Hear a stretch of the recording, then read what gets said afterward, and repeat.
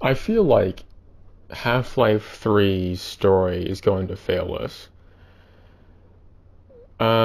Spoilers for the entire Half-Life franchise, by the way. So, at the end of Half-Life Alyx, which I never completed myself, I just played on my brother's VR setup a few times, but I never actually completed the game. Um, at the end, they just retcon Alex Vance, or not Alex Vance, Eli Vance dying. And, playing through Half Life 2 and the episodes again, um, they should have kept that setup. I don't know why they did that. Why did they bring Eli Vance back? Somebody's gonna have to explain that to me because I don't see how they wrote themselves into a corner. That's one character. That's one character that died, and he's not gonna be in the story anymore. You still could have done everything with, Kleiner and with Magnuson and what's her name, Dr. Mossman and Alex Vance and Gordon Freeman. And you could have invented some other rebel characters. Why did they bring him back? What was the whole point of that? He died. Like, yeah, it's a sad thing. Um, and I just finished episode 2 this weekend again. I usually don't play the episodes, but episode 1 is not very good, but episode 2 is really good. Base almost peak Half-Life. I just don't like the ending battle very much. The ending battle gets on my nerves.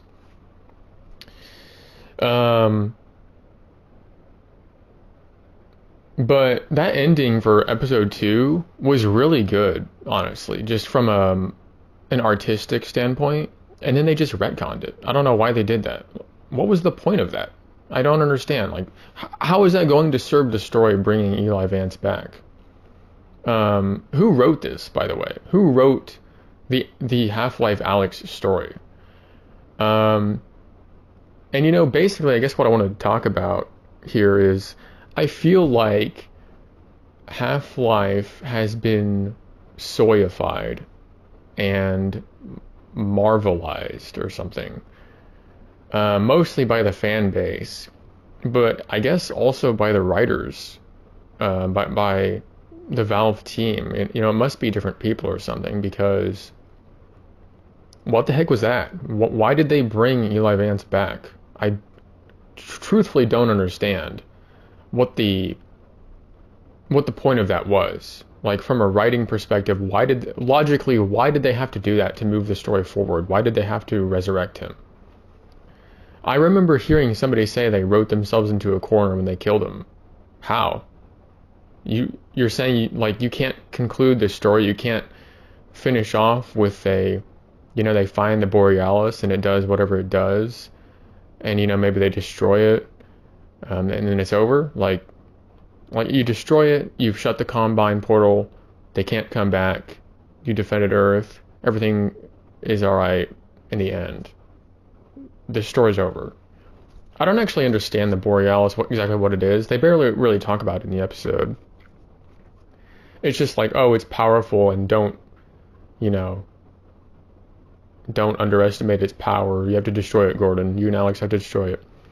Okay, so Gordon and Alex could destroy the Borealis and then say, well, they've closed the Combine portal, so the Combine can't send reinforcements for a long time or whatever.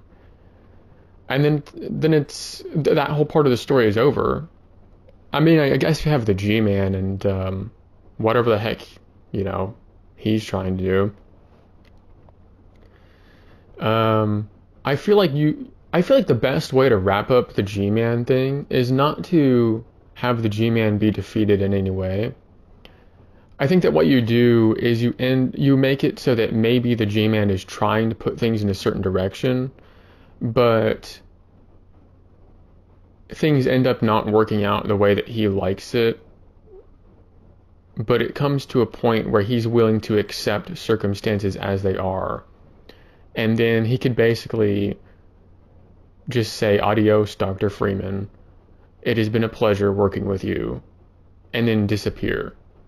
You know, like maybe the things don't go the way he wants to go, but the terms, you know, the conclusion of things ends up being acceptable enough to him where he's just like, you know, pleasure doing business with you. And then he leaves, and he remains this enigmatic, mysterious figure the whole time. But I don't think that there's any reason that they would have to write the story in such a way where you defeat the G-Man, because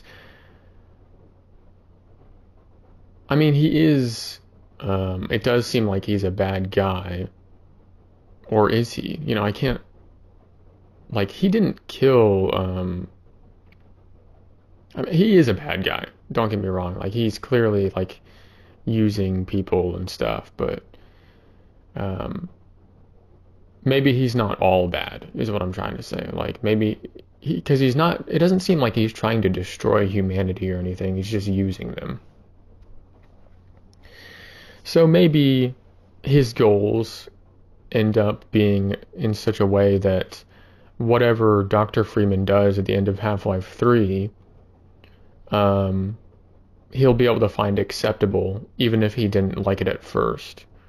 So like maybe he's trying to get Gordon to do something specific, but Gordon's like, no, I'm going to do this instead.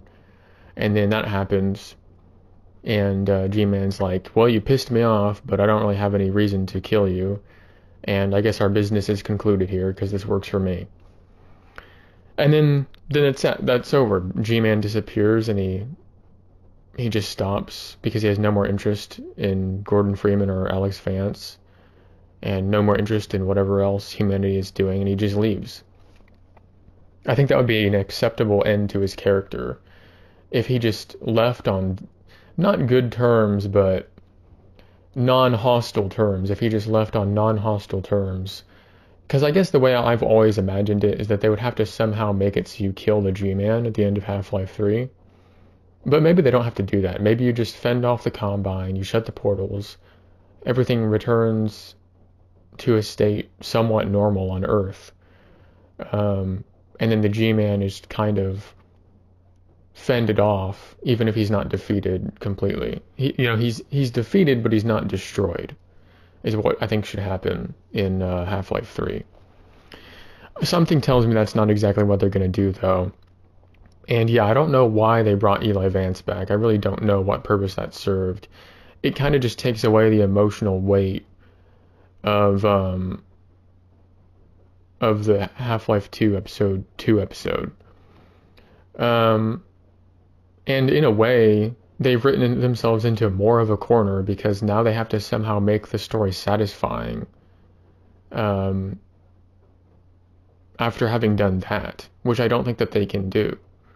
Like, I don't know what their plans are, but they should have just left events chronological, I guess. Like, they should have left things as they were and then continued the story from there. Eli Vance was not that important of a character that they had to bring him back. You know, it's not like they killed Gordon Freeman. It's not like they killed Alex. They didn't have to do that. They did not have to bring back Eli Vance. I really don't think they did. I think that they interpreted the fan base's reactions over the years to Eli's death as a disapproval of the writing. That's not really the problem, though. The problem was that people went all these years without a sequel after that cliffhanger. But I think that people are ultimately going to be unsatisfied with the ending of Half-Life 3 because I don't know how you could make it really satisfying after that retcon. And it just feels like a Marvelized thing to do, or like a soy thing to do, where it's like, oh, our fan base loves the character that we killed so much, well, let's bring them back so that we can appease them, so we can make everybody happy, so we can have the best, happiest ending. It's like you already did away with the happiest ending when the Combine invaded Earth and half of humanity died. You already did away with the happy ending with the Resonance Cascade. Half-Life is a tragic story. You know, don't try to wrap this all up in a neat little bow. Don't do whatever you can to keep all of our favorite characters alive until the very end. You know, there has to be some level of tragedy here. Like you already wrote that he died. Don't undo it. You know, keep going. But no, they unwrote that just because I think they wanted to appease fans, and I don't think they had to do that. I think that fans would have been satisfied enough with the story continuing after Eli's death. I mean, it's kind of cool that we're going to get Eli Vance back in some way, but I don't think that they had to actually do that for him to still have effects on the story. You know, the characters could have talked about Eli after, you know, the events of Half-Life 2 Episode 2. He could have still lived on in his own way. But no, they just literally brought him back to life. You know, that's really cool in real life when Jesus came back. That was awesome. But we don't need to do it for these fictional stories, I don't think, all the time. I don't know, it just felt like less of a storytelling. It felt like it was less used to benefit the story and more to try to make people happy. Now that it's like, oh, Eli's your favorite character, well, now he's back. It's like, oh, okay. You know, I saw something with the Clone Wars series where apparently originally Boba Fett was going to kill Cad Bane in the Clone Wars animated series, but they decided not to have it just so that they could have the character alive longer. And this is basically the problem, where it's like, and also Boba Fett shouldn't be alive anymore either. You know, Sarlacc should have killed him. This is basically the problem, where these companies will see that their fans like a certain character, and then they'll decide, oh, we can't ever let this character die. You know, we have to have this character around all the time. You know, whether or not it serves the story or not. You know, the artistic integrity gets put to the side, and instead it goes to, well, we want to sell things, and we also want to just make people happy and everything joyous all the time. That's just not really how it works. Like, that's not how art is supposed to work. And I just don't understand what their reasoning was for bringing Eli Vance back besides that. And, you know, Half-Life seems like it's probably going to become a little bit soy. Like, I'm not going to lie. I don't like how the fan base acts like Gordon Freeman is this traumatized PTSD guy. You know, not everybody that goes to war gets PTSD, you know? I'm making a joke when I say this, but not everybody's a pussy, alright? I'm just joking, but the whole thing is, it's like, it's putting this personality onto Gordon that I feel like he shouldn't have. Like, it just seems un-Gordon-like to have PTSD. And then people will say things like, oh, he's gone this whole time without a good night's sleep. Bro, he was in stasis. Like, I'm pretty sure he can sleep when he's in stasis. He's had a good night's sleep, you know? Maybe he hasn't eaten anything since the Resonance Cascade started. But he's been able to sleep, I think. And you know what? Those health vials probably do something to keep him alive, too. But it's just soy. It's like, you don't have to... Not everything has to be about PTSD and being a massive pussy. Like, it doesn't have to always be that way. You know, you can have a story about war without making every character traumatized. You don't have to put this personality on the character who is supposed to be personalityless.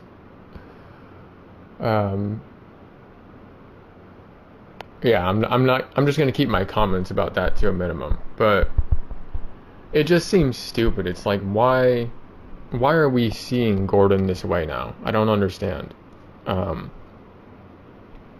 Not how I personally think of the character, but I feel like Valve is probably going to lean into it if they do any more characterization of Gordon. Which I could see them doing at this point. I don't know what it is, I'm just starting to get a sense of soy from Valve. Like, I think that like there's a possibility. Like, what if they make a Gordon talk, and they no, just don't do that. Don't do that. Don't make Gordon talk. He's not supposed to talk. But I just feel like there's a possibility they're gonna do that. I did not finish the Half-Life Alyx game, so maybe I don't fully understand things. But it just seems weird. It's like the Combine somehow captured the G-Man, and then they free the G-Man, and then he resurrects Eli Vance. It's like, what is even going on? What is happening?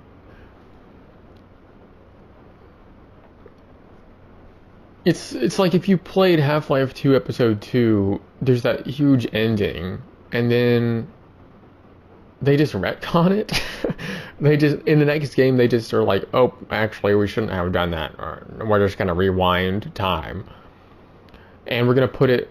We're gonna say, like, for some reason the G-Man is being mildly benevolent,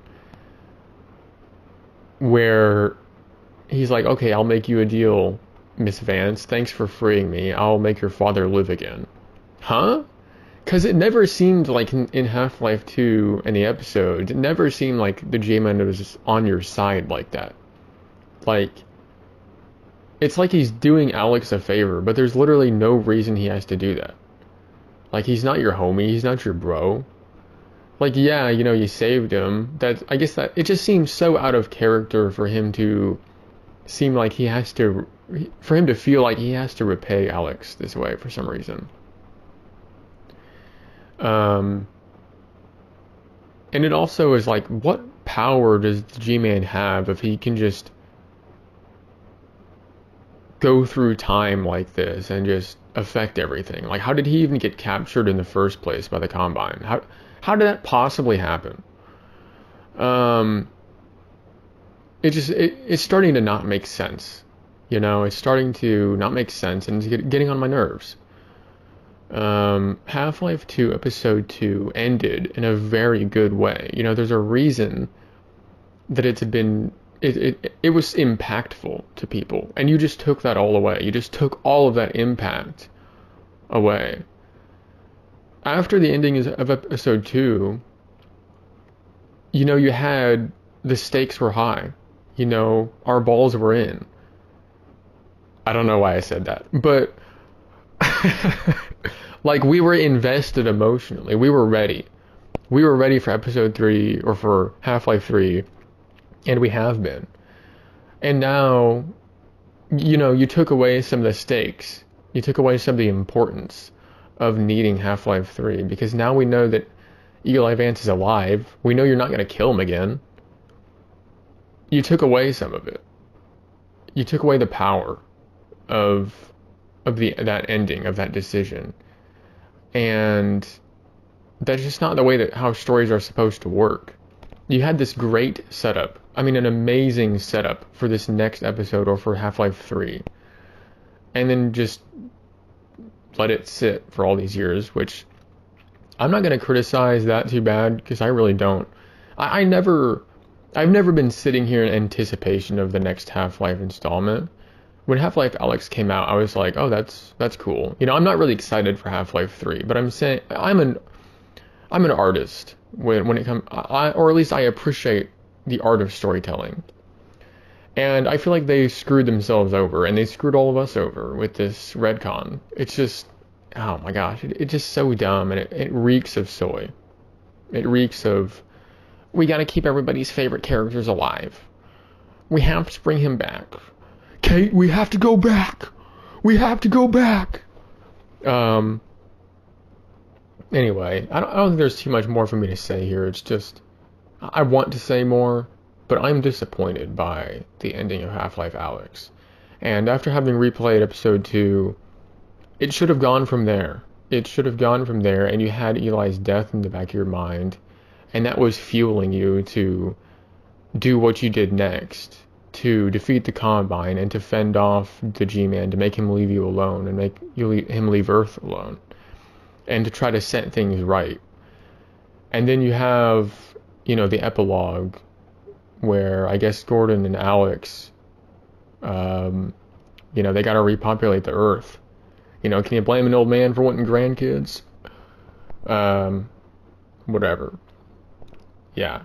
The story should have ended, there was some tragedy there, but you don't forget people. You don't have to bring them back. You don't have to literally resurrect them.